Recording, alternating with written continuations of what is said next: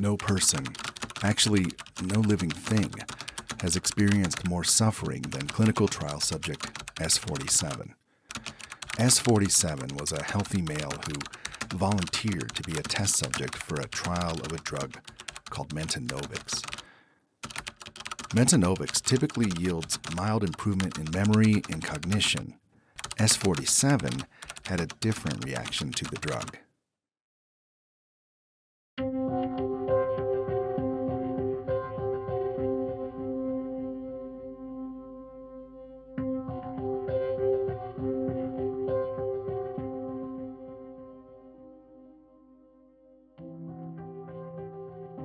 I'm the research scientist who administered the dose of Mentanovics to this poor man, and I consulted with his doctors in the ER after he was found crumpled under a bench at the Glenmont metro station.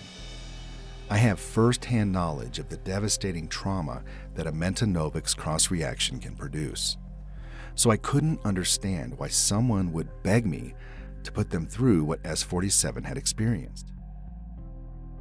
Then I took the drug myself. Mentanovics is essentially a calcium ion accelerator paired with a protein that binds to certain dendritic neuroreceptors. It makes signals flow faster through the brain, a lot faster.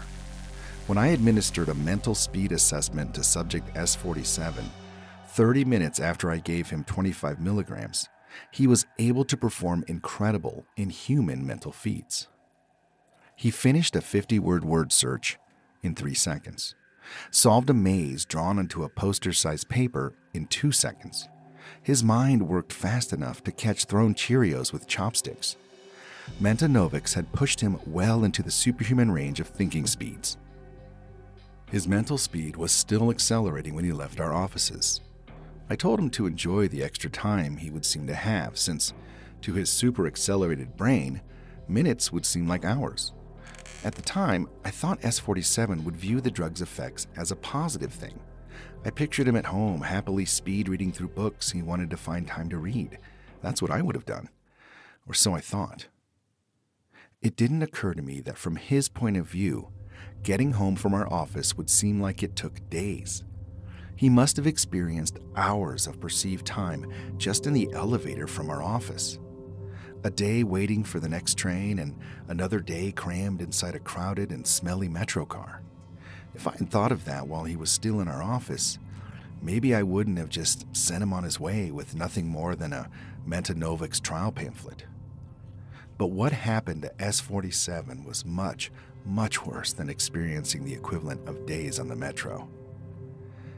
90 minutes after I sent him home, I got a call from the ER at White Oak Hospital. A man had been found behaving bizarrely under a bench in the Glenmont metro station. By the time he reached the ER, he was unresponsive. Personnel in the ER found the Mentanovics trial pamphlet in his pocket and called my lab. I took a blood sample and ran an engram decay. I'm oversimplifying the neuroscience here, but basically the cells in a conscious brain continuously make new connections and tear down existing connections. The new connections represent learning, and the torn down connections represent forgetting. When we sleep, cerebrospinal fluid washes away the metabolic debris from this activity. The test I ran measures how much engram decay, forgetting, has happened since the last sleep cycle. Engram decay is a good way of measuring the equivalent duration of consciousness, how long a patient has perceived they have been awake. We use this in Mentanovics trials to measure the acceleration in thinking speed. More engram decay means the subject has perceived a longer period of consciousness. S47's engram decay results were incomprehensibly large. I ran the sample 3 times to make sure nothing was wrong with the lab equipment.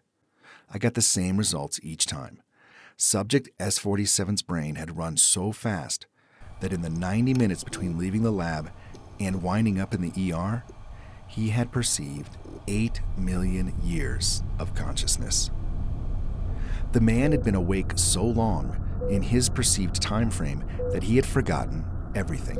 Literally, his mind had been running so fast that even the nearly instantaneous act of blinking would be perceived as thousands of years of darkness.